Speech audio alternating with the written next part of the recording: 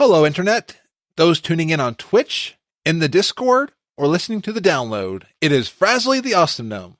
On this episode, we will be meeting the awesome Posty, discussing the beta and Q&A, our thoughts on Ready Player One, and more.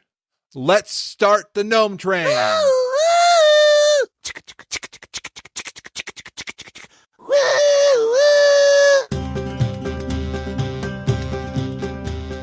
Welcome to FrazlCast, a podcast by a Blizzard fan gnome about World of Warcraft and geeky stuff.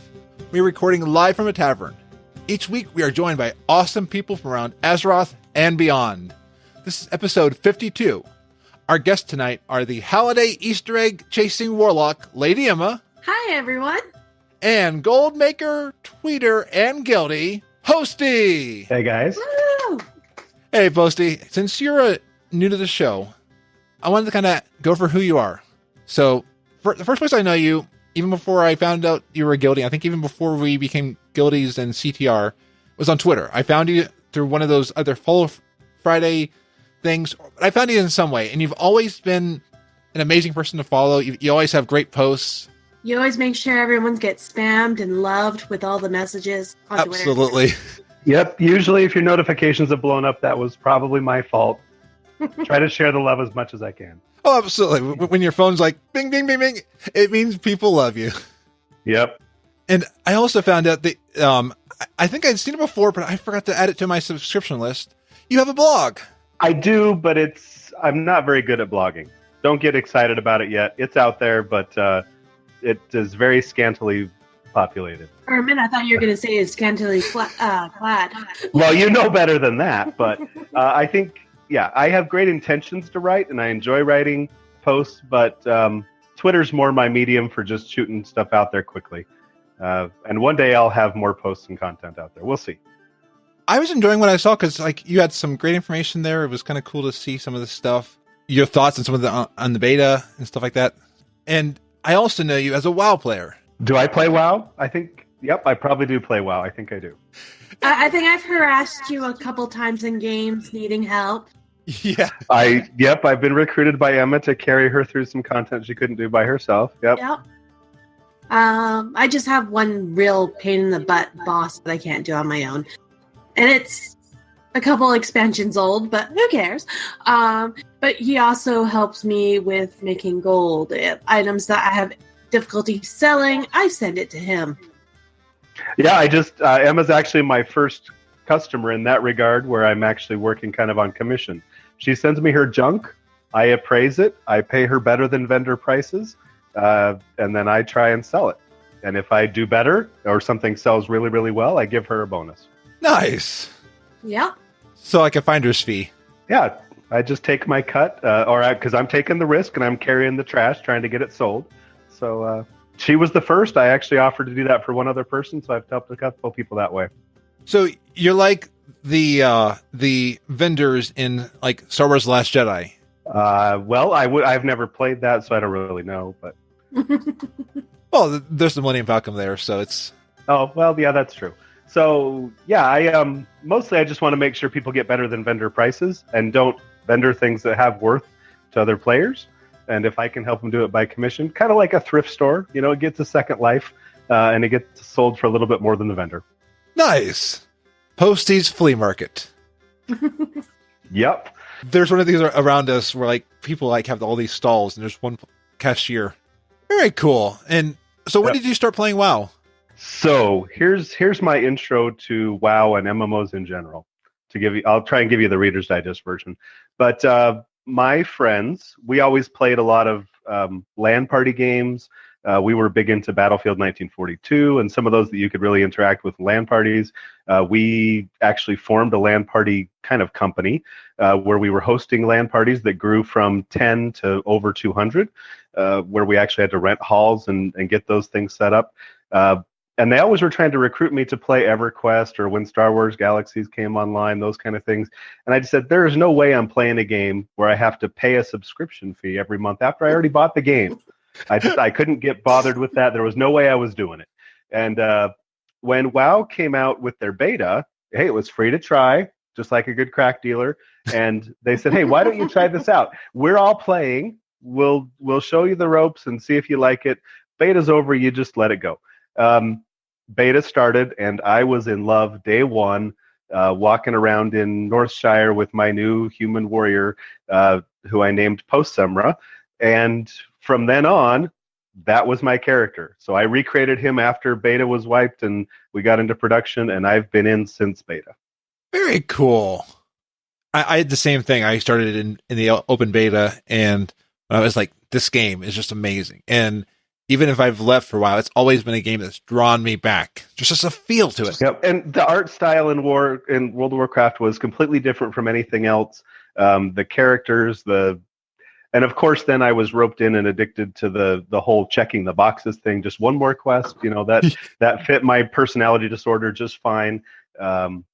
Now it's just one more world quest. One more world quest. Yeah, well, I've been through the travails of actual addiction. I've gone on hiatus and left the game for a break. I now play a more managed, less addictive style. And, some of my blog posts that I intend to write talk about the way I've kind of ripped myself out of that track to say, maybe it's just not worth that to grind and kill myself over that one thing. So yeah, there will be some posts coming on that once I sit down and write them.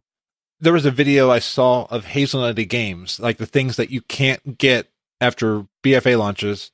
And they made an amazing point at the end. They said, there are things you just have to decide, what are you going to go after?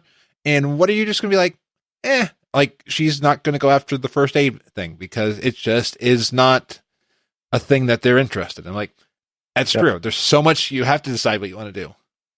Right. And first aid was so easy to do. And when Warcraft launched, we had a very limited world to play in, right? Oh, absolutely. So you could play everything. You could see all the content you wanted. Even the first few X-Pack, if you were behind schedule, you could go back and do stuff. But even towards the end of Mists of Pandaria, I was locked in with that. I still haven't completed that Timeless Isles, collect those 4 million things. I'd like to, but going back to do that means I can't do something else I want to do. So yeah, that's just how it is. And like right now I'm working on alts, and that means I can't raid at the same level because I'm just spending my time on alts. But WoW is big enough, you can do different things.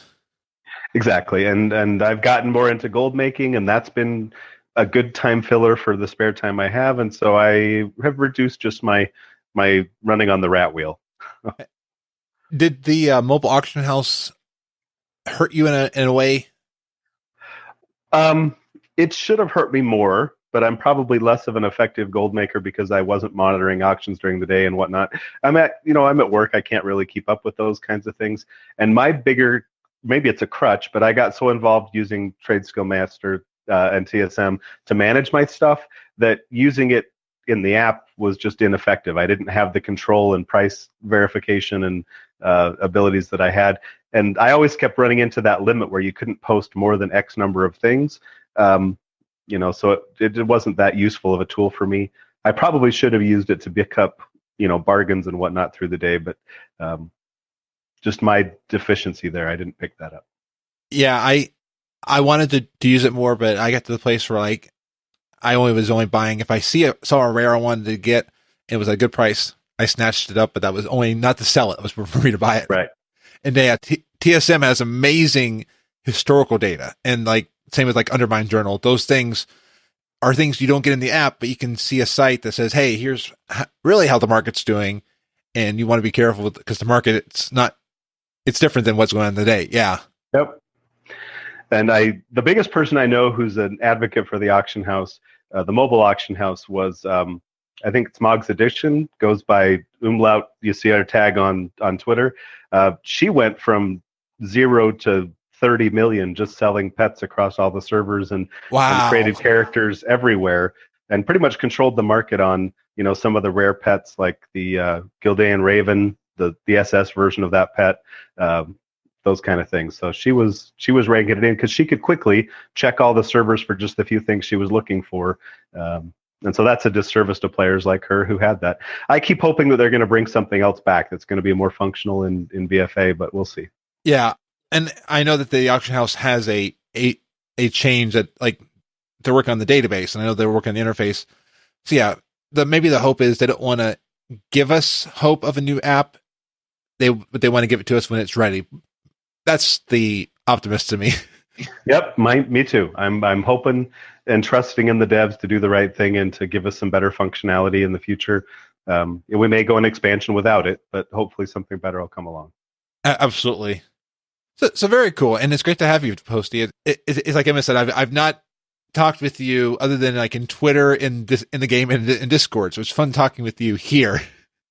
Well, thank you for the invitation. This is the very first live streaming type thing I've ever done. So very this will cool. will either burn all of you of saying, "Hey, this guy is just not worth talking to," or whatever. So, I'm having fun so far. So it's great. All right, fair enough. Hey, nice ears, Emma. Yes. Well, thank you. They do light up. There you go. Oh, very cool. I won't make it flash so no one can have seizures, There you go. Smart move. So let's go around the table and let's kind of see what people have been doing since we last talked, or Posty, since it's your first time. What are like highlights or like what have you been up to recently? So I've been beating my head against the Mage Tower a little bit. I need to get on that because we'll talk some more about the Q&A portion of that maybe, but I want to make sure I get my appearance on my warrior because that's my main, both the fury appearance and the protection. Then of course there's the gold making aspect, and so I reached my first ever milestone of 5 million gold. And so then I went and bought my spider and a couple other things that I'd been waiting on that I made myself reach that goal before I could get. And then I blew a bunch of money and gave away some money and some things to people, just as the kind of a thank you for watching me through the time. And then I'm back up to almost 3 million again. So wow. Going well. I've invaded a few new servers, some of that with the impetus of Emma and others that I was trying to help sell their stuff. And so then I started watching and seeing the different economies and realizing, wow, there's some great bargains here or some great opportunities to make some better money. And no one's marketing or managing this market here. So I'm going to step in and, so now I'm making some more money on other servers. Very cool. And wow, I think Silverbolt and you are the two people that I know personally who are like killing it on the auction house. Yeah, it's a good time. And, there are things in game I should be doing or would like to be doing, but I'm still working on getting super efficient with the TSM configuration so that I can automate more of that posting process. I do a lot of it by hand just to make sure I get my pricing right, but that's part of the learning process. I recently had a business trip down to Florida and was able to drive down and meet with Yarvillian. Maybe you know him on Twitter as well. Yeah. But I met him at BlizzCon a few years ago, and was great to drive down and have dinner with him one night and chat. So that's about my Warcraft update. Oh, very cool. So Emma, have you been making as much gold as Posty has? Sadly, no. I'm probably like the worst gold maker ever, hence why I've been sending stuff to him. Outsourcing, delegating. Yeah, basically. It's like, you're better at this. You can do it for me. I did get an achievement or a whole bunch of achievements last night. Yes. But I basically got Glory of the Legion Raider, so I have my bloody Canadian moose. Nice. So I'm really happy with that. Basically, my raid team decided to, last night was going to be the start of them doing achievements, and I think they're doing it for a couple runs. So I need to finish that too. So make sure you take me along. All right, I'll let you know when we do it because we've been having a shortage of people. Not the whole raid group wants achievements. Some people just don't care. I know some of them were playing Overwatch and other games that came out. But usually Mondays and Wednesdays is when we're doing it. Sorry for the sneezing in the background. What else have I been doing? As you can tell, I did get WoW time again because last Thursday I didn't have any. Yeah. And I actually put a post up if I should get a time card or do something else. Well, one of my friends saw that I needed a time card. Next thing you know, I get an email. It's like, here, have some game time. So that was handy. So that means I don't get to pick or choose. But then again, I haven't been able to play as much other than last night doing those achievements with the raid. It was my boyfriend's birthday on Monday. Tuesday, I don't remember what I was doing. I was out, and then Wednesday was doing this with the raid team. So it was busy. And then the weekend, I just didn't have time. I don't think I was home for very long. Oh, now I remember what Tuesday was. Tuesday, I had to pick my mom up. Saturday, I believe, you saw Ready Player One. Yes, I did. Before I saw the movie, I told my boyfriend and my friend, because I saw it with my friend as well, that I promised them I would not go through the whole entire movie saying, that didn't happen in the book. That didn't happen in the book. It wasn't like that in the book. Because I knew the movie was going to be different from the book. Yeah. 2 minutes into the movie, I go to my boyfriend and I was like, the movie's all wrong. None of this happened in the book like this. And then I left it at that. That's as far. And then after the movie, I went on like a 3-hour rampage about how the book was so much better than the movie. So good. So at least you weren't the person in the movie theater. Shh, we're trying to watch. Shh, shh. No, but I have been that type of person. So was it like the Harry Potter series where it was kind of close, or was it more like Aragon where they completely messed it up? I think it's even worse than Aragon. Wow, that's a lot. But I am just reading the Aragon book right now. As we speak, I was actually reading it today. Oh. So I don't know how much of a difference, and I gotta rewatch the movie. Yeah, after you read it and then rewatch the movie, you will find that it's completely backwards. Yeah. They took a lot of license with the movie. Yeah. This is like, if you have not read the book, go see the movie. You'll probably enjoy it. If you have read the book, you're more likely not going to quite enjoy the movie. Yeah, there was a part of me that was like, yeah. All right, for the movie is very rushed. And I understand it's a very lengthy book and all that. So they cut corners everywhere. So it's very rushed into the movie. Like, go. Full of action, no character building. So you don't really get to know the characters and why this challenge means so much to them. Then they put, like, there's a bit in the book where there's a bit of a romance between the characters. And they threw it in there, but it's very rushed. Like, they barely known each other for, like, a week. And he's already confessing his love to her. And it's like, no. Yes, he had this crush and he knew it was a crush. But they developed more throughout the book in a longer time span. Like, a couple-year time span. Like, I understand some of the changes that they made. And, like, I won't say what they are because there are surprises. Mm-hmm. In its own medium, I enjoy the movie as long as I don't expect the book. If I expect this is the book universe slightly and just enjoy it for what it is at the movie, it's great. But cause like there was one scene that they did, I was like, I see why what they changed. I could see for thematic. Some of the stuff is more easy to understand because the book has a lot of detail. The book has a lot of things. But they could do that detail in imagery and all that. Like, I'm sorry, but the story, to me, it had no cleverness, where the book had cleverness, where they gave you a clue or a limerick is what they called it and all that. How to do the challenge, and you have to figure it out. And it wasn't quite just about Halliday and what about him, but it's about things that he enjoyed. When, like, I learned gaming history from the book. I mean, there were things that I had heard a little bit of. It was cool to be like, oh, that's very cool. I never knew about that. It was fun in the book to get all those details. Mm-hmm. But they could have still tied that in with the movie. But now someone also brought up the attention that it's licensing. Maybe they couldn't get all the licensing for all this stuff because licensing is cost money. And if they have a set budget and they can't get all the licensing, yeah, I can see them changing the story for that. And the one scene that I won't discuss, but everyone who sees the movie knows what scene I'm talking about. Steven Spielberg is a huge fan of that property. And that's why that property's in the movie. And I'm like, okay, that makes a lot of sense. He took the essence, but he wanted to add his own spin to it. Mm-hmm. And they're just, like I said, I don't want to spoil it for people if they're planning on reading the book or seeing the movie.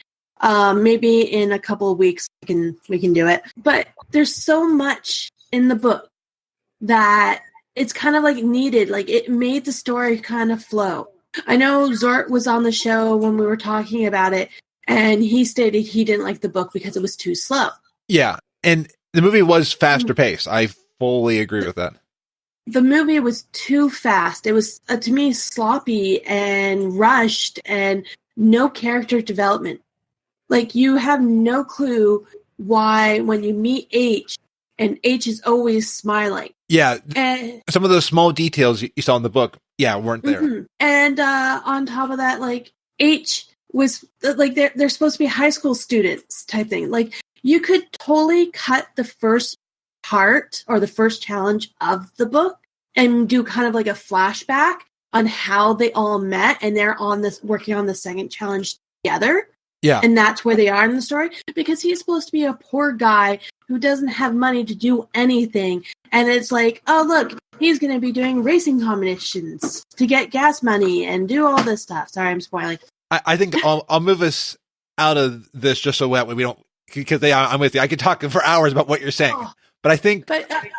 I'm one of those people that hasn't read the book or seen the movie. Yeah. And I'm probably going to wait for it to come out on DVD, so I'll watch it. Okay, yeah, wait until DVD. Like I said, watch it, then read the book. Do not read the book and then watch it, because the book is like 100 times better. And if you read the book and then watch it, I believe you're going to be disappointed. Or if you read the book, just expect the movie not to be like the book. It's not even the same thing. Like, they're in two different worlds. Have you ever seen Sliders? Yep. I've seen White Castle Sliders. No. White Castle fries only come in one size. Yeah. TV show called Sliders. It's basically where this guy goes into a wormhole and he goes into parallel world type thing. Like, it's kind of like it's his world, but what if something happened to change the world outcome? And that's kind of how I feel about the movie and the book. They're technically the same place. Yes, they have the same people in it, but it's completely two different worlds. So it's a parallel universe. We found the first parallel universe. So Steven Spielberg's Ready Player One book is in an alternative universe. We got it. We cracked why movies and books are not the same. We're all living in parallel universes. That's why some people know about the movie Shazam with the wizard, and some know about Kazam with the wizard. I mean, it's like, and Berenstain Bears. It's a Mandela effect. We cracked the code. Yeah, but sometimes they're a lot closer. Like the Harry Potter and the books are very close. Yes, there's going to be some changes. Well, these parallel universes. There are multiple parallel universes, so maybe the Harry Potter directors were in a closer parallel universe to the books, and then like Aragon, they weren't even in the same century. They both decided to make a movie about dragons. Their time moved backwards. Or something. That cracks the code. Okay, everybody, it's science. We've cracked the code. Like I semi enjoyed the movie. I guess I had a hard time separating it from the book. Yeah, I had. So let's give it some stars. So on a 5-star rating, in terms of enjoyability, just as a movie, not accepting the difference between books, how would you rate it? And just as a movie, 3. Probably 2.5. Just as a movie, even if you're not comparing it to the book. Yeah, because like I said. There is lack of character development. Yeah, and you need some context for some things. Yeah. Got it. And so that means if you compare it to the book, you're looking at it like a 0.5. Pretty much, yeah. Okay. All right, fair enough. I'm with them on that. If you just go in as a popcorn movie, you just want to spend an afternoon and you don't really care what happened, you just want to be like, oh, action, oh, then maybe a 4 or 5. It's a lot of action, a lot of speed, a little tiny bit of geeky reference, very tiny, and even the reference, kind of a romantic story in a way. Yeah, but to throw another movie in there, so like Ender's Game, I think they did a pretty good job with staying pretty true to the book. Ender's Game was perfect, but then the writer of Ender's Game basically would not sign over the rights to a movie company unless he picks like it stays true to the book. Yep. Awesome.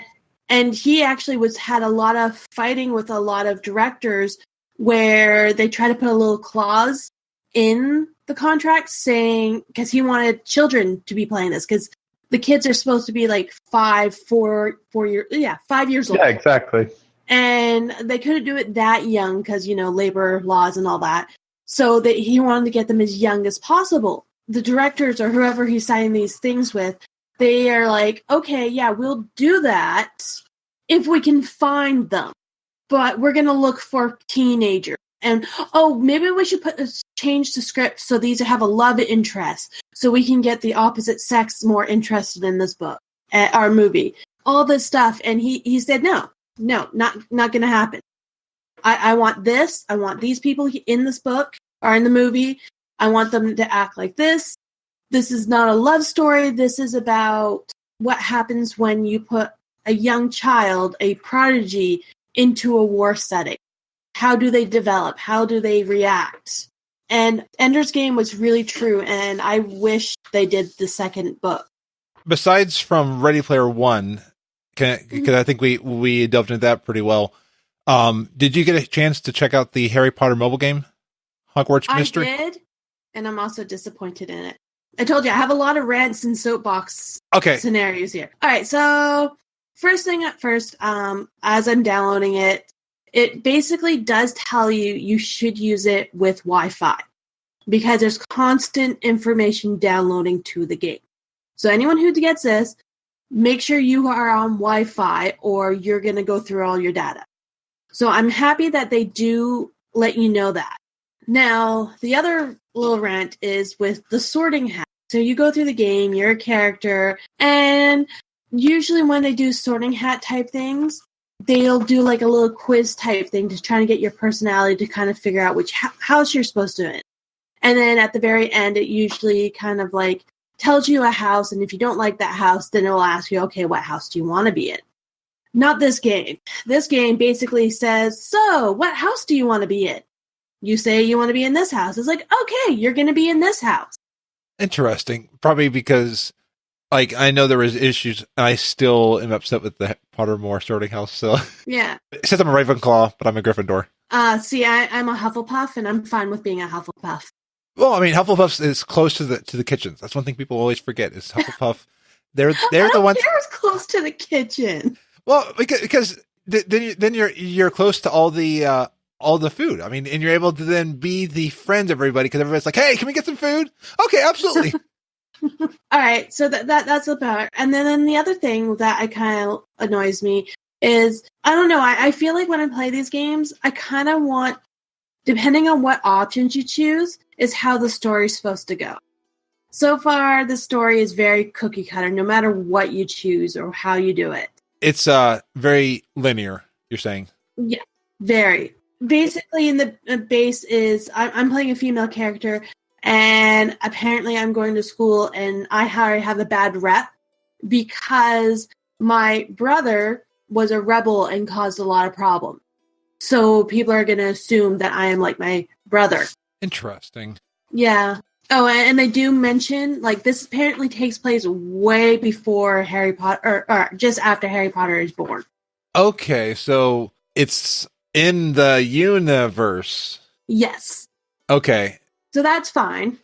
Does it do the way, like, I know Knights of the Old Republic, which I loved the RPGs, never played Old Republic, the MMO, but I loved how the RPGs, they were set before all the stuff with Star Wars, but they then built on that stuff and made its own story. So this is in the universe. Does it try to create its own story? It kind of has like a 13 years prior to the Harry Potter story. Okay. But basically there was a horrible event that happens, and apparently it was your brother's fault. And now your brother's missing, and you're trying to figure out where he is. Interesting. Yeah. And my other question, I'm kind of scared on this. Mm-hmm. How microtransaction heavy is it? Like, how much money type transaction? Like, does it try to say, hey, buy? All right. So basically you have energy. And right now I think you have a max of 24 energy. You get regen energy points after a couple minutes. So after a minute, you get 1 energy. Now, what it does is it'll give you challenges that use up your energy. You have a certain amount of hours to complete this challenge. If you only have enough energy to get the first star, so there'll be like 5 stars. And to complete this thing, you need at least to get to the first star. That's fine. You can leave the game or whatever, do whatever you want, and you will complete because you've gone to that first star. Yeah.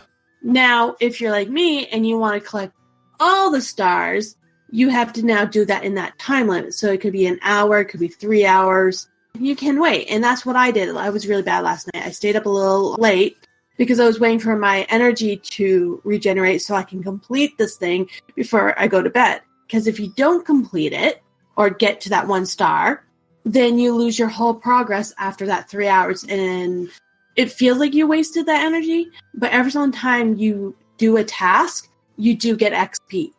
So even if you waste that energy and don't complete the task, you did get experience points working up to it.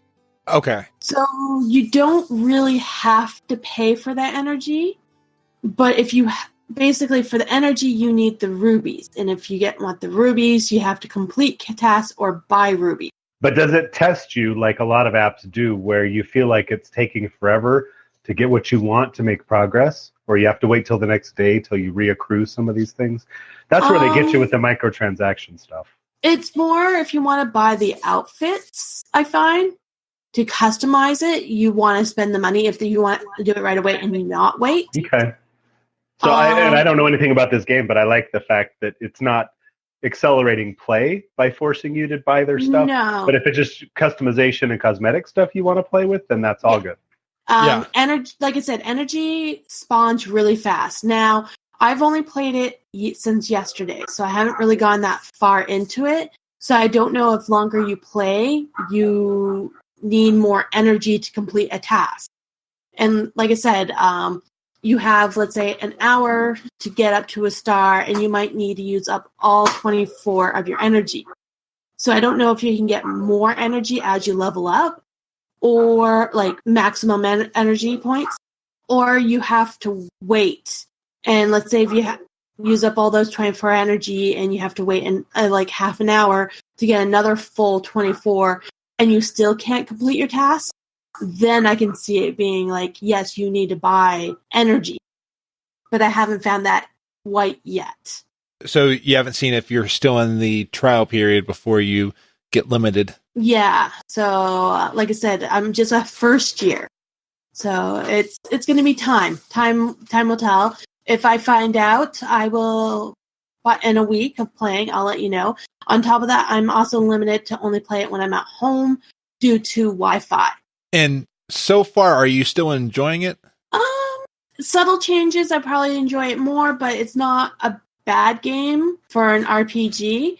Okay. It's better than having another game that has a storyline and it's hidden behind a game of Bejewel or Candy Crush or whatever you want to call it. Yeah, and I don't think this is the Wizarding World of Harry Potter or Niantic Harry Potter game, because that's also coming out this summer, I understand. Mm-hmm. Thank you for sharing on the Harry Potter Hogwarts Mystery. It'll be interesting to see as you go along what you like of it. Mm-hmm. I did also finish the Pikachu Detective. Did I tell you that? How was that? Okay, so I know I feel like such a negative person. I was expecting more with the game from the previews and what I've heard, but it's one of those games that basically holds your hand and makes sure you go where you need to go. So it's a great game for younger people, like my nephew who's 6, because there's a little bit of reading, but there's a lot of voice acting. Okay. If you mess up, it gives you another try. So there's a time where you have to press A and hit A at the right moment. If you don't, something bad happens, but it's funny how they do it. And then they tell you to try again. You can't really mess up. And if you don't understand what you're supposed to do, Pikachu's always there helping you along the way. So it's a very easy game. Story's really good. It ends in a massive cliffhanger. Huge cliffhanger. Was not expecting this at all. So a sequel confirmed. Pretty much, yeah. Because, Tim hasn't found his goal. Pikachu did get his gold, though. Pikachu has a gold. Tim, who's his human friend person, he has a gold. Pikachu gets his, but Tim doesn't. So you have to wait. But you get confirmed that Tim will find his goal eventually from some other story plot that I will not tell because it would be massive spoiler. The Pikachu figurine for it, it's not a big deal. Basically, all it does for the game is to show all the little scenes that Pikachu does. Because Pikachu will go, hey, Tim, hey, Tim, hey, like that. Exactly like that. Wow. And you press a button, and then he shows like a little video of him doing something, like maybe eating an ice cream or drinking the coffee and making a joke of some sort. So basically, if you hadn't unlocked it and are like what I did is basically ignored Pikachu, this will let you unlock all of them and watch them on your leisure. Okay. So he has really no help with gameplay whatsoever. So you recommend the game to get into puzzles, but if you want something more complicated, maybe... Professor Latency, hands down, if you want logic puzzles, something to do, that is a game. This one is... Logic puzzles are the opposite of games. Logic puzzles are not games. You can play puzzles.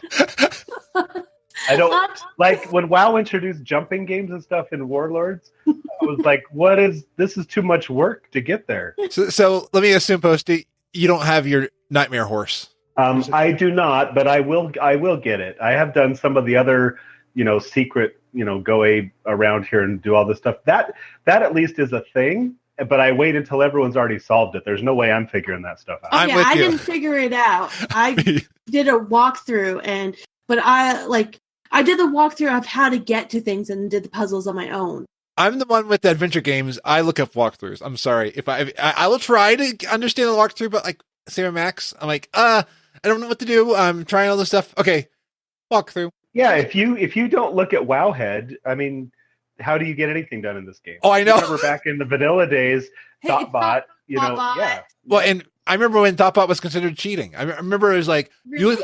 there was a time, at least in my guild, because we didn't have social media, my guild thought looking up Thoughtbot was cheating, so I never used Thoughtbot.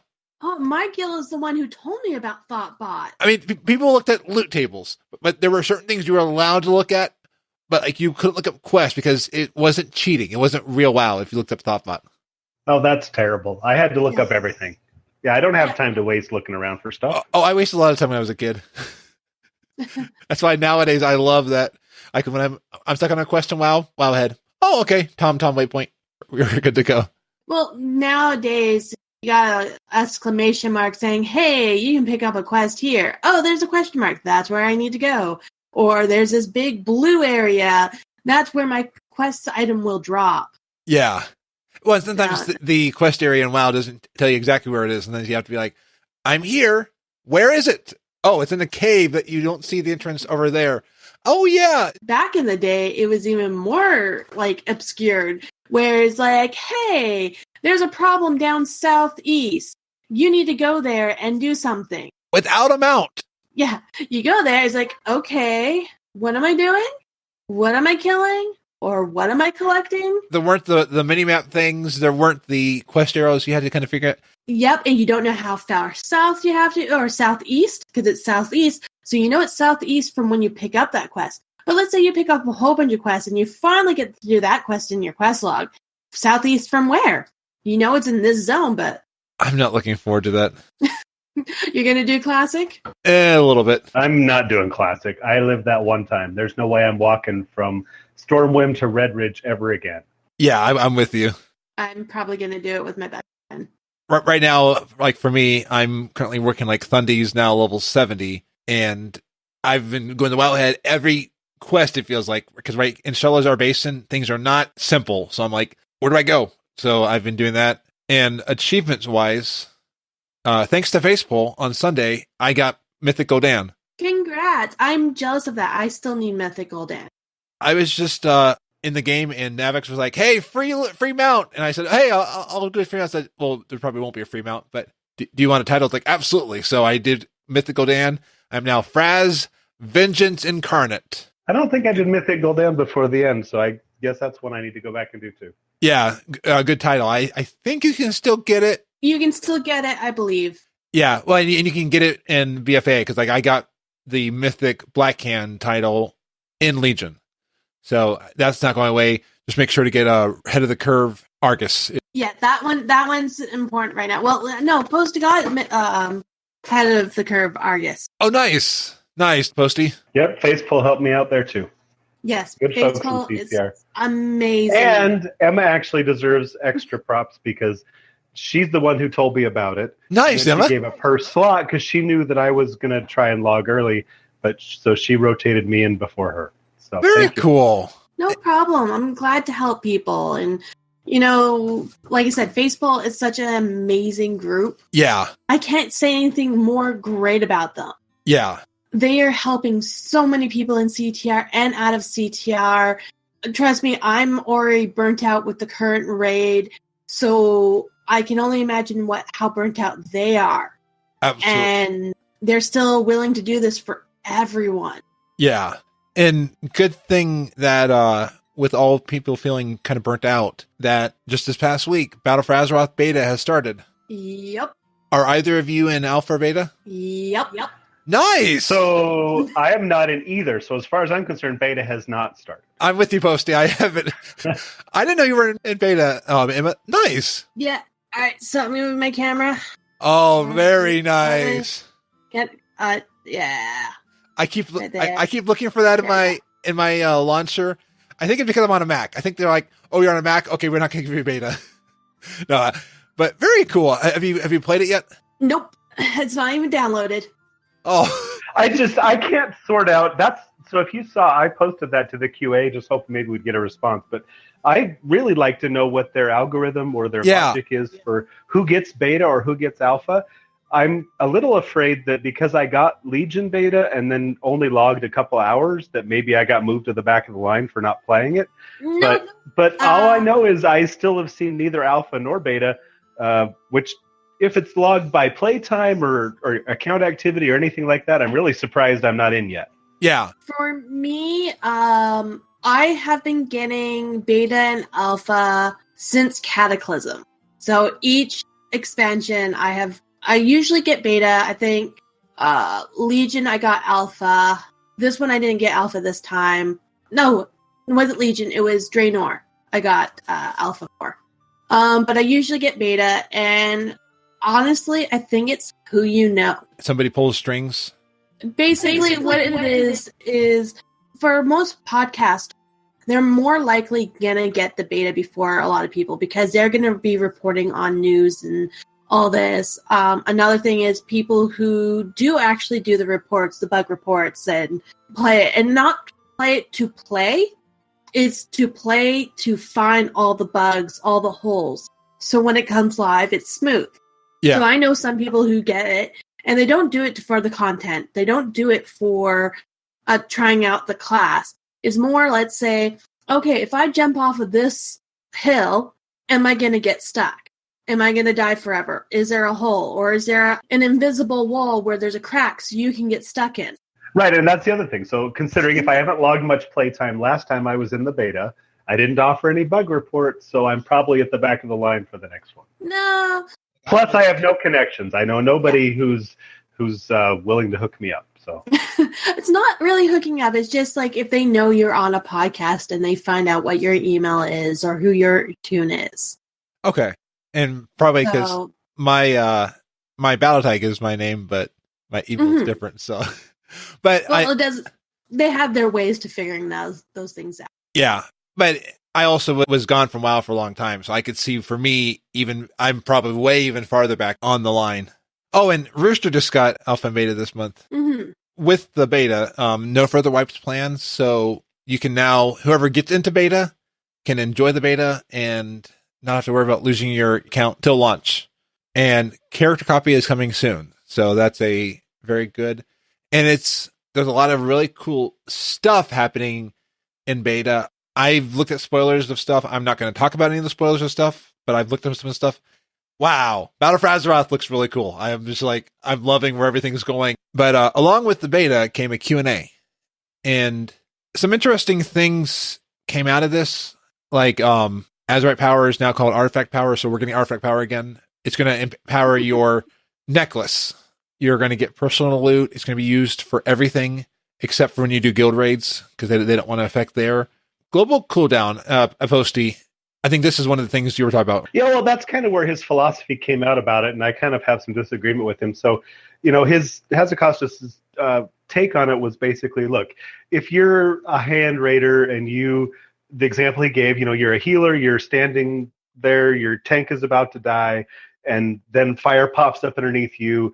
It takes a lot of judgment to understand, which abilities to use. And if they're all on the same cooldown or whatever, then you have to use even more judgment to carefully select how to get out of that situation. So in one breath, he's talking about how they wanted to give this extra selection opportunity. And then at the other end, basically harming players that maybe aren't as good at, because he said he didn't want, they didn't want it to feel like you needed to have twitch skills and it's just about reaction time. Well, that's kind of the same thing. If your situational awareness is such that you can make those split second decisions that quickly, you're in that top tier of performers and raiders. But for people that aren't, or who aren't interested in performing at that level, having all your stuff on cooldown when that's the only way to get out of trouble is kind of a pain. So, as is typical, the way he explains things, and it's a Hazakostas thing, I guess, but they claim they want to reduce complexity in one way, or not make it so your talents have to be, you're choosing a good talent because that's the only choice there is, because the other two are bad talents, or whatever the case is, because you kind of have to have a textbook build. We're right back in that mold where, the way a high-end raider wants to do it is the only way. That's kind of how Hazakostas thinks, and I think it's done a disservice to the game. But it's great for the high-end players and competition rating, I guess. Well, and one thing that I played like Final Fantasy 14, and that's a game I feel is very, you're on your feet. You have to really understand every fight, not even high-end raids. You have, like, low-level dungeons, like Titan in Final Fantasy 14. You have to know everything about your character. You have to know every situational awareness and be out of it quickly or you die. So that's one of the things that they've said is like, why Fantasy 14 is better is because, it's not a face roll like they would claim in WoW. And WoW's not hard, but it's not, at certain levels. But it's also not easy. So this is going to make it harder. You're right. It's going to make it, you're choosing stuff, but then you can't use some of those fail safes. Yeah, and that's exactly kind of where I am with it is, I play WoW because it's a game. It's not a career for me. Yeah. I want to have fun doing it. I don't want to spend 10 hours doing homework. And people will mock me probably for saying, hey, I don't think I should have to practice, or I don't want to have to master my class and be the highest performer, because I still want to have fun in the game. And my reaction times is just not as great, and my situational awareness is not that great. I think it does a disservice from a diversity standpoint, thinking that everyone has the same physical abilities or talents, and that's the way we're going to gear this game.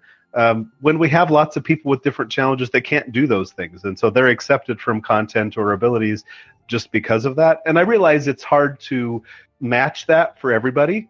And you've got millions of people. How do you adapt the game to be able to give them all exactly the right experience? And it's hard to do. But I think when they're fine-tuning things to that point in the high-end experience, just to keep those folks engaged, it does a disservice to the other 90% who aren't needing that tuning. But yeah. That's just my take. I'm not a developer, but I don't play FPS games because I don't have that fast reaction point. And that is why I won't play Overwatch. I love the IP. I love the story. I love the characters. I bought the game just to support the IP and for the pet. But hey, I won't play. I haven't even gotten out of the training part.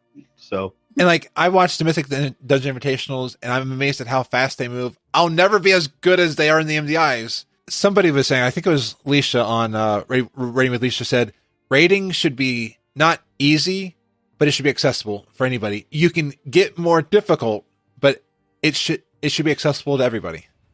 Agree, and I think it's good if they have, the different tiers are great. You have to gear up. You obviously, we can't all be Mythic Raiders, but I don't know, maybe they need a Raid Plus scenario like the dungeons where, hey, everyone can do Mythic, But then if you want Mythic plus 12 because you're just that elite of a player, we'll give you some extra rewards to get there. Yeah.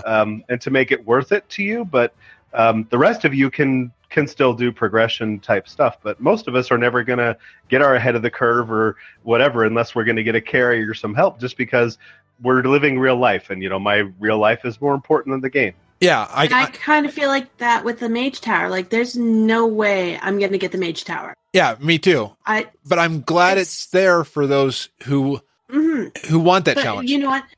In a way, I wish they kind of did with the Mage Tower is kind of how they have Proving Grounds, where they have a bronze, a silver, and a gold level. So you can still get a appearance of the Mage Tower, but it might not be the appearance. Yeah. And then you can pick a harder mode and work your way up there. And then it kind of just gives it a nice balance for everyone. So now everyone is able to get a appearance. Yeah, and then the ones who have this further enhanced appearance are because they worked harder to get this one. I mean, it's like, I think Mythic Pluses are pretty cool, because if somebody cleared a plus 25, they're great. I mean, and that's a cool stat. I mean, to say, hey, they were good enough to clear to plus 25, but then I can be like, hey, I cleared a plus 3. I've not cleared a Mythic Plus in a little while because I've been alt leveling, but still, it's fun to be able to have a way to, and like when I do normals and raiding, when I get a chance, it's fun to do those, because like, okay, I can understand the fight, or I have LFR if I can't get a raid. Exactly. Right, and it's interesting to me to hear the two of you say that you're not sure you're going to get your Mage Tower on your mains or your primary class, if that's what you're saying, or maybe you meant all of the classes and alts that you play. Oh no, I haven't even tried on. I've been playing Warrior since beta in vanilla, and I'm really concerned I'm not going to get my primary spec, my Fury Warrior. So I got to figure out how to get this done, because that's the one thing I really want. And it feels bad to me for them to say, well, you just got to put in the time. You got to work at it. If you're doing it, you're going to be able to succeed. Well, no, because I don't have the talent that clearly everyone else does. And the way I look at it, the time and skill involved, because people say, oh, well, Mage Tower, like I know somebody who was at Tears just trying to get their Mage Tower. I'm like, I'm just going to leave that over here. If I don't get it, it's okay. It's okay. I'll miss that appearance, but I'd rather Moonfire on my Druid. Like, I'm excited. My best friend has it for her Mage and for her Druid. So I'm totally excited for her. But I just don't have the skills. And I think it kind of goes into, I think where WoW's trying to make sure that it's appealing to everybody. And again, in some of the circles I ran in, WoW's always been called the game you can face role. And I think maybe they're trying to not be that way, trying to keep relevance.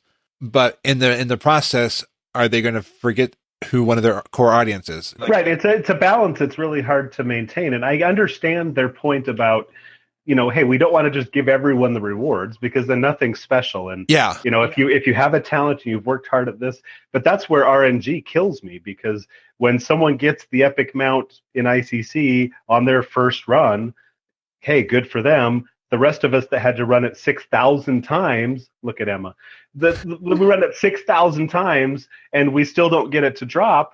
That feels bad, that I've put in way more effort and I'm still not getting there. So yeah, some kind of bad luck protection would be really, really beneficial to the game, so that when I've put in the hours, my odds will increase exponentially that I'm going to get my shot, because I'm there every week on 12 characters. How can I not, as a user, I'm one person behind all these characters, not have better luck than that? Yeah.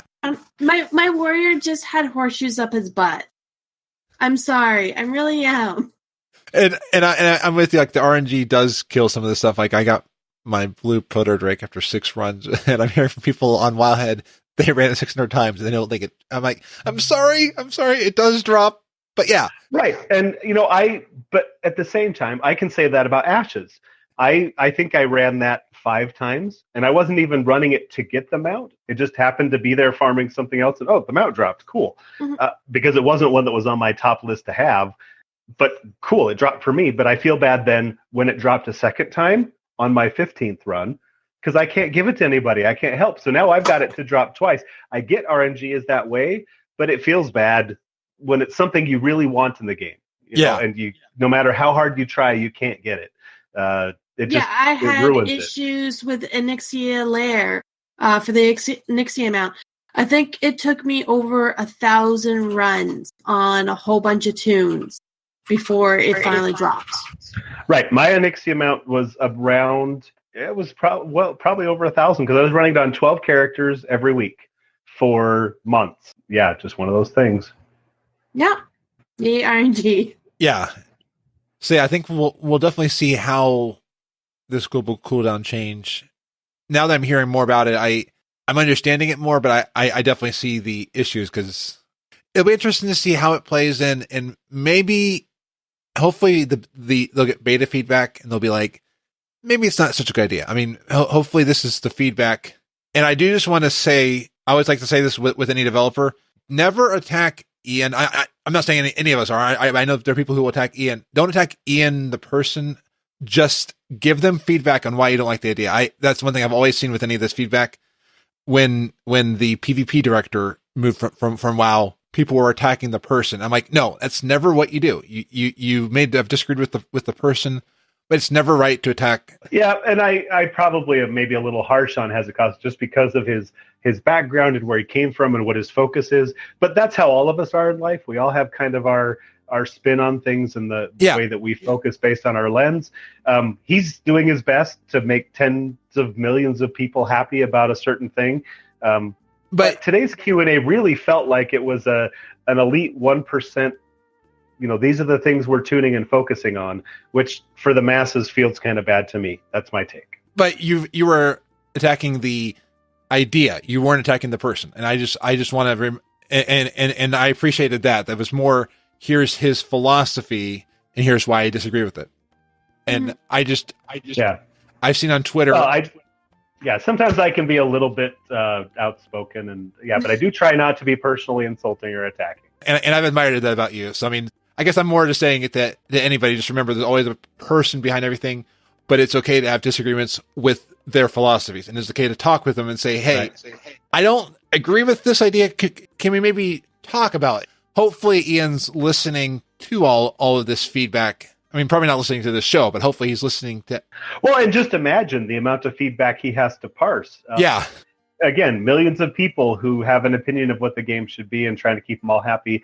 You know, in that Q&A, he's trying to address a handful of questions about a handful of things when there's millions of moving parts behind the game and things that the developers are doing that we don't even know about yet.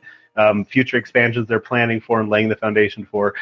It's hugely complex. And so even after criticizing, I always make sure to thank the developers whenever they're around, just because I understand what it's like to be doing thankless work and getting critiqued for every little small choice you make when there's a lot of big stuff happening in the background. Yeah, and silence from a developer doesn't always mean they're not listening. It just means that they can't comment on it. So, especially Blizzard. Blizzard's been a company I've seen. They can be silent, but they usually are listening. They try to be careful on what they respond to. And it is interesting, kind of going into the Q&A. There is no respec on the traits that you change on Azeroth gear, but they are adding a respec to it at some point. It's going to have the vanilla talent respec of gold over time, but with a decay. And they said it's that gold price is going to go down. So it adds more thought into the things that you put on the necklace. So I'm at least glad to know that they've learned from vanilla that talent gold thing was never fun. And I do like that they realize, hey, we don't want it to be like a free thing that you're just in a dungeon, you're changing all your stuff, you know, to tweak for every boss. But in a case where you're a full-time healer, but you have to step up and raid because your healer can't be there that week and keep your progression going, you know, you want to be able to change your spec, and have it not be exponentially expensive every time you have to do that or too complicated. So it's good that they've recognized that balance. Yeah, and that they've recognized the Legion weapons stuff was kind of a mistake in the system. It's like, I've only played one spec because I don't want to invest all the AP into multiple weapons. And I'm glad to hear that they said, yeah, you won't be limited as much to one spec and it'll be easier for alts. That made me feel better to hear. And they're making battlegrounds like the big battlegrounds, epic battlegrounds. Right, they're basically separating the dungeon-like PvP scenarios from the big, massive, all-track valleys versus some of the smaller ones, and really not letting you blacklist to choose, because that creates queuing problems. So people are going to end up more in those dungeons. Yeah, but then when you want to queue for Battleground, you can choose not to queue for the Epic Battleground. Correct. You've got some time. You want to queue for a PvP, but you don't want the 6-hour, all-track valley experience. But if that's what you want, then that you're going to be in a group of people who are queuing for the same kind of experience. Yeah. What if you're queuing for an achievement? Well, then you might have to queue for the Epic or the dungeon.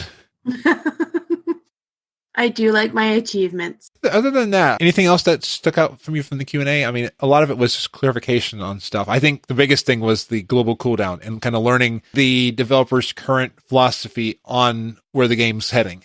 Agreed. And I always like to listen. I had to cut out early, so I don't know what the end, some people I saw on Twitter were talking about maybe a hunter-related question and some other things. So I missed some other discussion. So there may be more than I was able to comment on. Yeah, I wasn't able to listen to the video, so I'm going off of what Wildhead put in their Q&A wrap up. I have not watched the video or read the thing. I'm sorry. So there's probably stuff that I missed, but I think we got one of the bigger things discussed. So I think that was a really good. And Posty, thank you for sharing your opinions on that, because I am with you, Posty. I think the game needs to be careful that doesn't appeal to just one mindset and one skill set. Because like I said, I play WoW because I'm not as good at the other games. It's the truth. You know what? I'm the same way. I do enjoy WoW. I find it's a lot of fun with a lot of people, and I use this as a social game. Yeah, and achievements. I like achievements.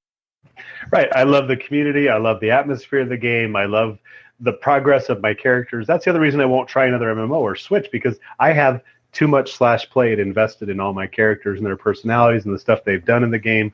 I'm just not going to restart that somewhere else and put another 15 years into some other content. Yeah, same. And the reason I came back to WoW was I wanted to play a video game, but I was getting tired of learning new games. It was like, I played enough of WoW as a kid. I'll just go back to it. Right. And like the console games that, my son has played several of those, and he'll pick them up and he'll play through the game the first day and beat it. And it's like, well, you're not going to go back and play that. Let's go trade it in for another game. Well, that's useless to me. So the constant evolution and the expansion changes and being able to go back and do old content to try and find stuff you want, just to have fun, or leveling alts or whatever. WoW is my jam. That just works for me. Me too. And going into some sad news, Ben Brode is leaving Blizzard. Who's that? So he's the Hearthstone, he's the lead developer or the program manager or whatever he's called. So he was kind of the face at BlizzCon and other things of the Hearthstone community. I did see that, and it was interesting. It sounds like he's going off to maybe try some new games with some friends and develop something else, probably startup company of something of the sort. So good for him that he's able to do that. It's always a loss when we lose somebody that, again, I'm not a huge Hearthstone fan, but I've seen him at BlizzCon and seen his passion for and what he's led in the community and the direction that Hearthstone has taken under his leadership. So it'll be a loss for him for sure.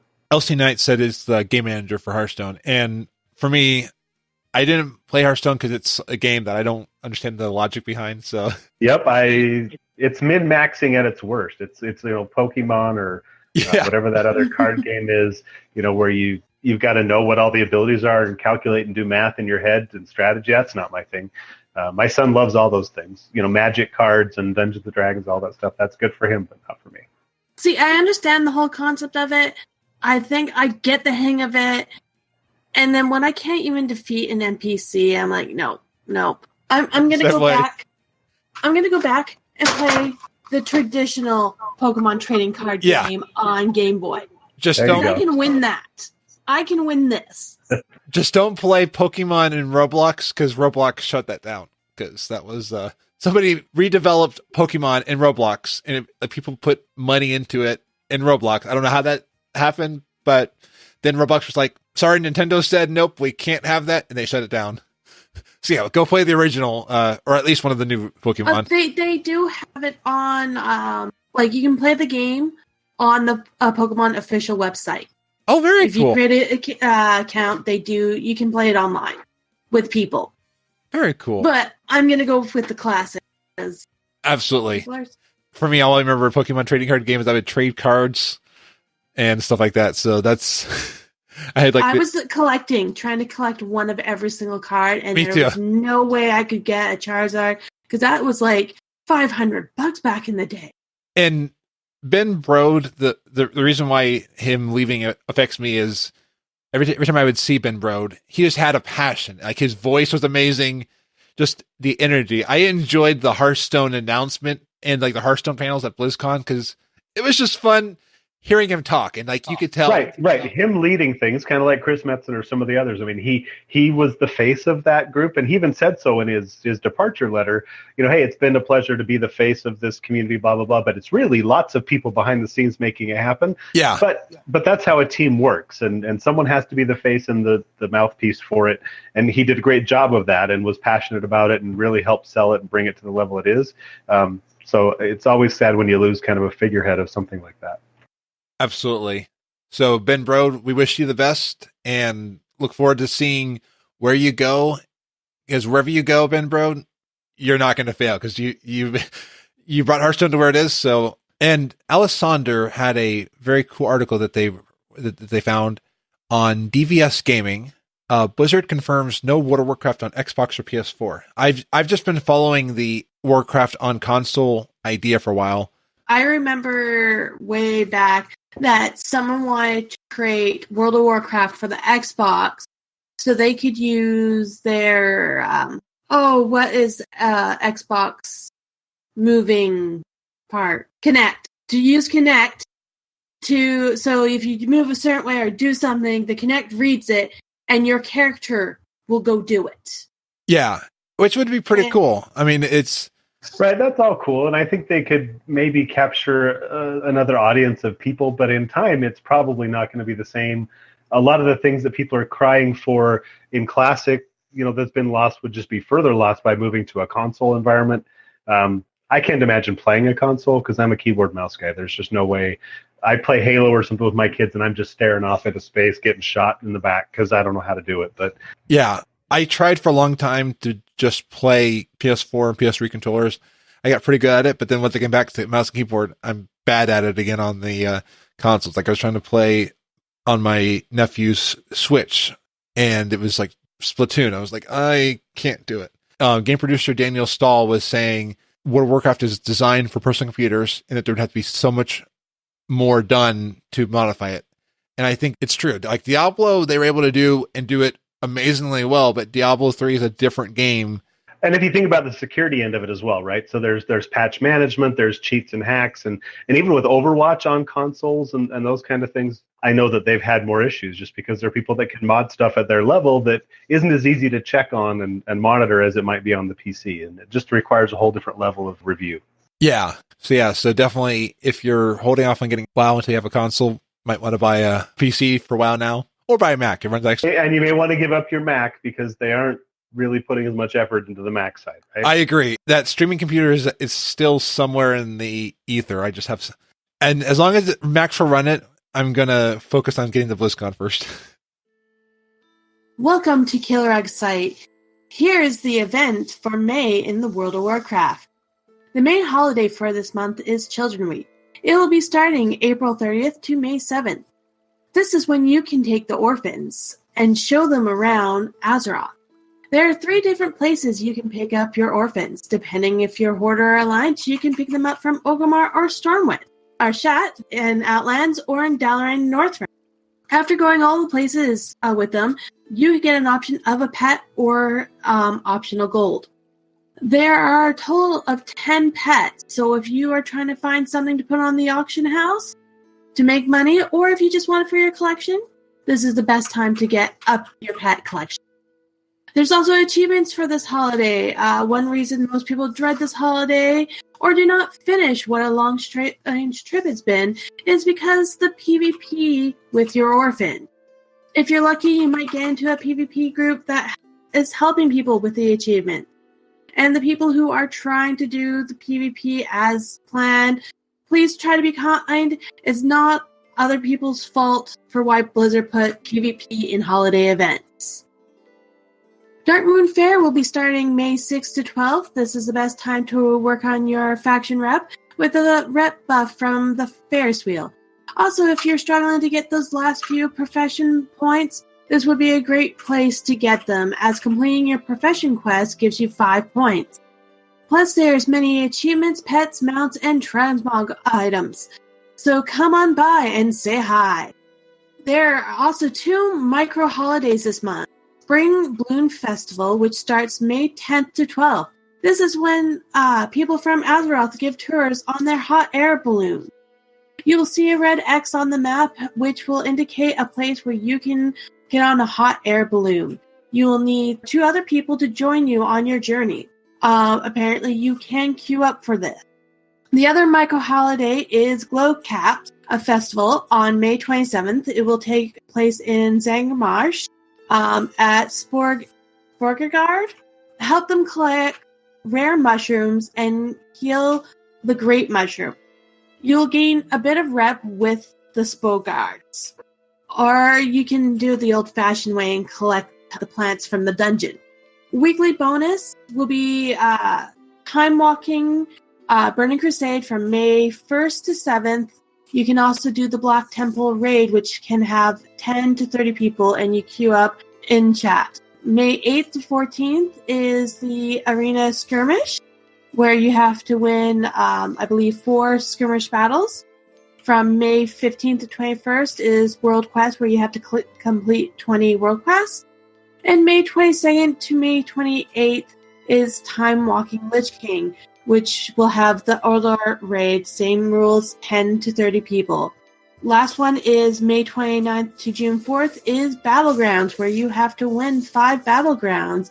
And I highly suggest this if you're trying to get the PvP transmog appearance, as it does give you some tokens. And that is what we have all coming up in the month of May. Oh, very cool. Sounds like a fun month. Oh, there is something that caught my interest. Yes. Was a preview of a mount. The Mecha-Mogul MK2, but I call it the Memoron's Head 2. It will be dropping in one of the upcoming dungeons, and this thing looks pretty cool. It has like a little blaster cannon like on the Stormwind Sky Chaser. It's an engineering mount. He's awesome. I thought he was an engineer. Okay, the schematic drops from the dungeon, and then it requires some stuff. I'm definitely going to work on this. That would be a great item for. I wonder if for all my engineers. Is it only engineers can ride it? The chances are they can build it like the Sky Golem, but we'll have to look at that. It says at the bottom, Profession Engineering on Wildhead, but the tooltip doesn't say it requires it. Looks like you can ride it. Okay, so yeah, just like the Sky Golem. Yep, I have a fleet of engineers and alchemists just for that purpose, making Sky Golems. Nice. I need a Sky Golem still. It's on my to-do list. Oh, and they were huge during Legion because then you could get into the herbalism easier. Oh, yeah. Because people could walk around and not get stunned and dismounted as easily, and they could farm herbs while they were on them. So there was a big push. You can farm herbs on Sky Golem? Yep. Oh, very cool. Okay, now I need one. I have one on the auction house on your server right now, Emma. Just so you and since Emma brought up the pet battle part, I would just mention this. So, number one, if you are interested in leveling pets but hate leveling pets, make sure you, in Dalaran, purchase the Zookeeper enchant to put on your shoulders. So when you're looting, you can loot a bunch of pet tokens. But I did hear that BFA is introducing a new pet currency. Rumor, and I have to follow up on the actual story, says that the old currency is still going to exist. So I presume that means that the pet tokens will continue to drop in Legion and older content. But there will be a new pet battle currency in BFA. Yeah. So all my tunes, all my alts, as I was leveling them through Legion, had the shoulders. You can get the shoulders right away and enchant them on your thing. So when you're leveling up alts through Legion, just wear the shoulders constantly. I have so many tokens now, I don't even know what to do with them. So there are some changes, the pet battle updates. Yeah, so pet charms can be used to buy old pet items. There'll be new pet battle mechanics. And then it's like weather effects. Pet battle work quests are on the way, and these will scale to the highest level pet on your team. And several pet abilities are receiving nerfs like Haunt. So I'll link to it in the show notes. All right, cool. And I think BFA may be where I finally get into pet battles. Like I've done it a little bit, but that's one thing I want to get into. I mean, it's Blizzard. It'd be cool if we could add that mobile game, Blizzard. Yeah, Blizzard. the mobile. I'm finding the main pain that I'm having is to collect the pets, going around Azeroth and collecting pets. And the reason why I'm having an issue with that is the difference from Pokemon in this is when you encounter a pet, there's 3 of them. Well, I don't want to fight 3 of them. I just want one, and it's the one that I'm looking for. Yeah. Not 3.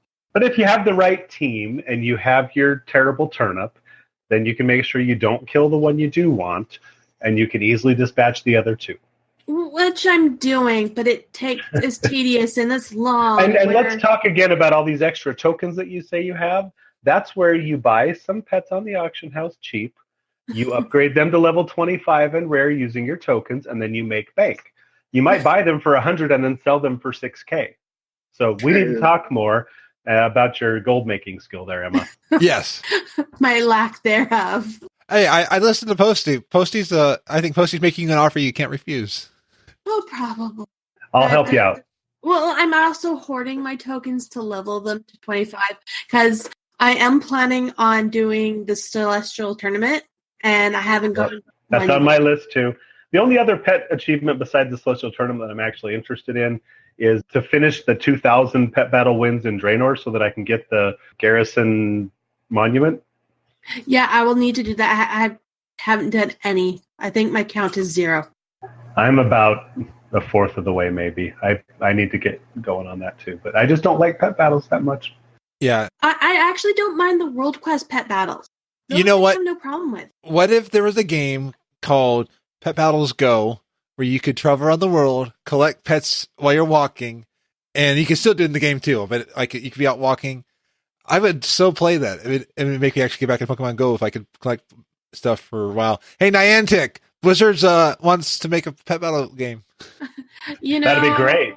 Or even like you said, if they had an app so you could actually do pet battles, because really it's just about configuring your team, fighting the pet. It's not like you need to be in game clicking something. So that's a great opportunity to add those. I also would love for them to go back and actually create an app that lets me do my garrison stuff via the app. Yeah. Not just the order halls, but if they could go back, that would be awesome.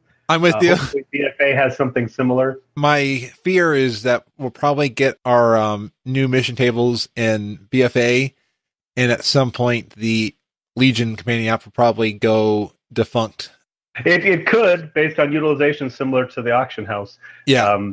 But I guess as long as it's still enough people using it to make it profitable, or if they just convert it to the BFA app and you're out of luck, then we're doomed. Yeah. So yeah, the future Kilrog's site can check your events, but it can't figure out apps. No. I was really looking forward to Pokemon Go before it came out. I'm Me too. I'm totally going to be all over this. I'm going to be great at it. I love Pokemon. This is going to be a breeze. And I barely play it for number one reason. My phone dies too quickly. Mine too. It's not optimized. Like I played it for the longest time, but I was always wondering why my phone would keep dying on walks, like after an hour, because I was playing Pokemon Go. Now when I go on walks, it doesn't die. It's like, okay, then I guess, sorry. I even had the Pokemon Go Plus thing, and that would keep, it just is not optimized for phone batteries. Yeah. And it's the same thing where how I want to play it. And, they tell you you turn your phone upside down or whatever, and it blanks the screen and it still activates everything. But it's still draining your battery like crazy. Absolutely. But, a good place to play Pokemon Go if you're still playing it is in November at Con Before the Storm. They launched their Kickstarter last week, and just before the show, they have now passed the initial funding goal. Yay! And they're working on their next stretch goal. So I'm excited. I'm at the level. I'm going to get a t-shirt because I'm not going to Con Before the Storm, but I love supporting it. One of the things that they do at Con Before the Storm is World of Podcasts. What's the cool thing about World of Podcasts? It's creators meeting their fans, and it's a way for creators to get the energy they need throughout the year. They can get refreshed at Con Before the Storm. And it's a way for listeners to meet the people that they follow. It's a great event, and it's free. So it's that, and I haven't heard about DitchCon, which is run by Ponecast, which is also a great podcast and a great stream. Remedies was streaming earlier this week doing the alpha, so it was cool watching watching that. But yeah, Conformist to the Storm Kickstarter. And one thing I just want to keep in people's minds, June 9th is Running of the Trolls 2018. I said 19 in the show notes.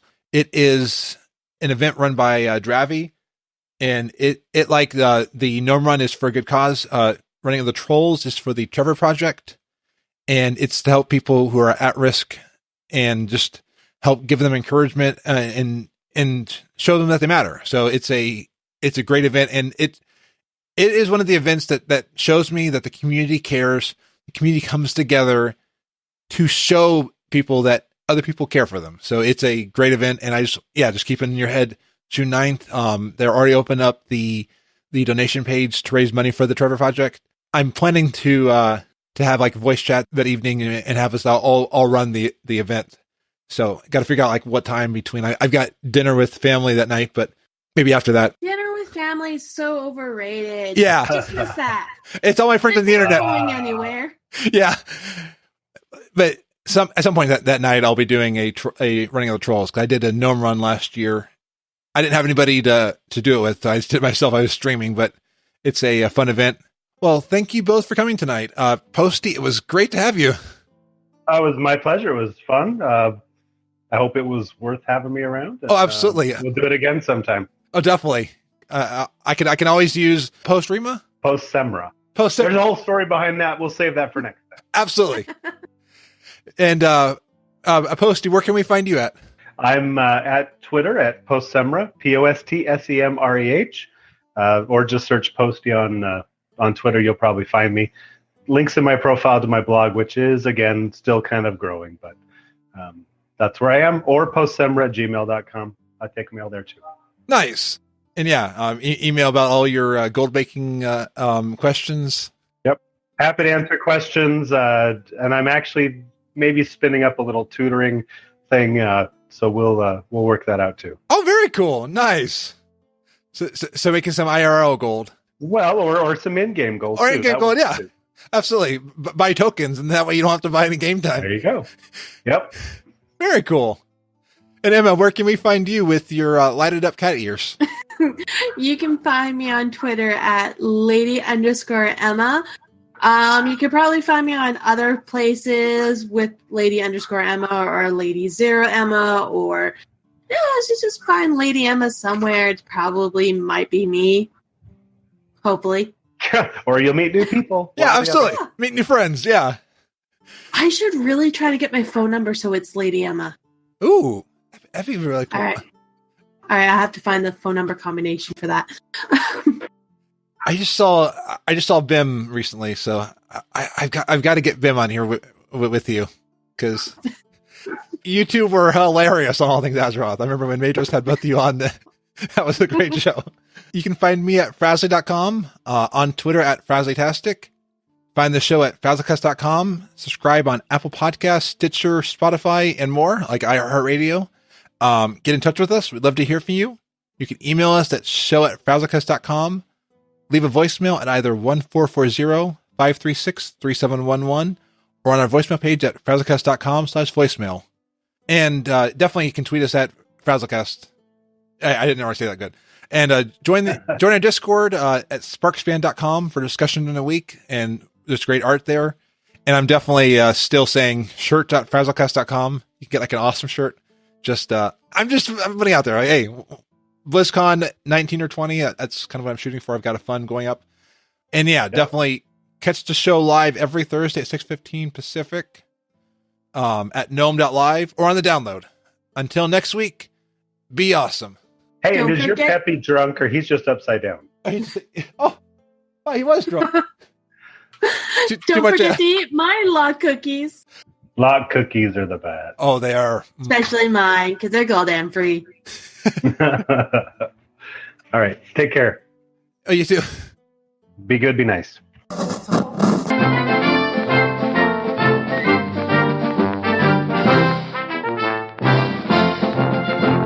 Welcome to episode 36 of the Frazzle Report.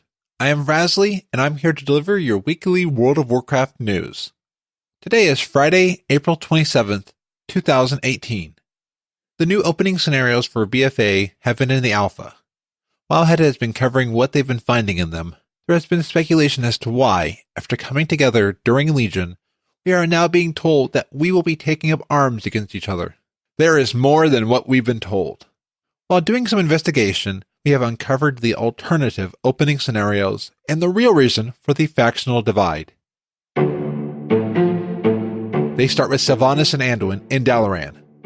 Each came to discuss their difference. They realized through their meeting that they weren't too different from each other. Not too different after all. At least at first. Everything is going well. They both realize that they care for the people that they are protecting. Anduin mentions how he prefers Star Wars. Sylvanas goes into a rage, discussing how Star Trek is a better series. She promptly says, "I bet you thought the top in Inception stopped spinning at the end." Anduin nodded at this. Anduin said, "Let me guess, you prefer consoles over PCs."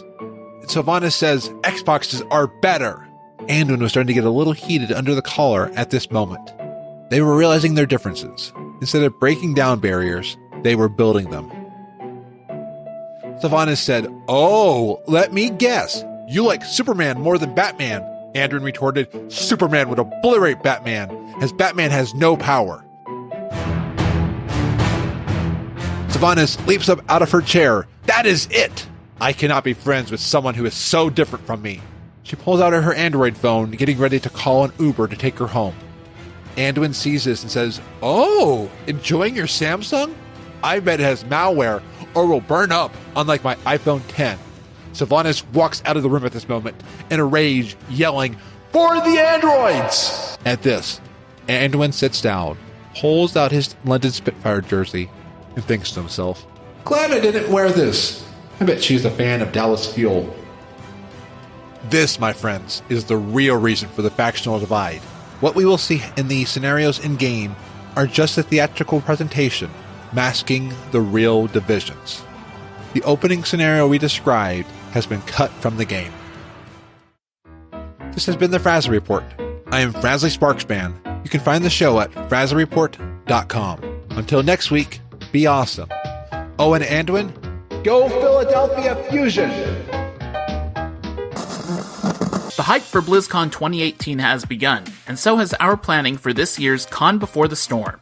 Con Before the Storm will bring together fans and content creators for all of Blizzard franchises once again at the Anaheim Hilton on November 1st. This is the largest Blizzard community-built event, and it's made possible thanks to everyone who supports our Kickstarter campaign, which is now live at conbeforestorm.com. Our initial funding goal is $13,500, and we're confident we can hit that goal with the community's help. As always, we plan to include meet and greet opportunities with dozens of content creators, including artists, podcasters, Twitch streamers, esports personalities, and much more. Returning fan favorites that are already confirmed for this year include badge artist Egg Dishes and Tepish, as well as the return of shirt and button designer Nadia Lee. Finally, it wouldn't be Con Before the Storm without World of Podcasts, which will be celebrating its 6th-year anniversary.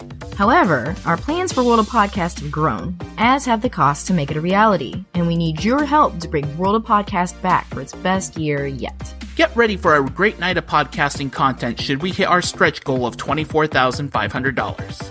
To learn more about our plans, stretch goals, and backer rewards, go to conbeforestorm.com and follow at conbeforestorm on Twitter for ongoing updates. See you at BlizzCon! FrazlCast is a fan podcast that covers Blizzard games. We are not affiliated with Blizzard Entertainment. Views expressed by the host and guests are their own.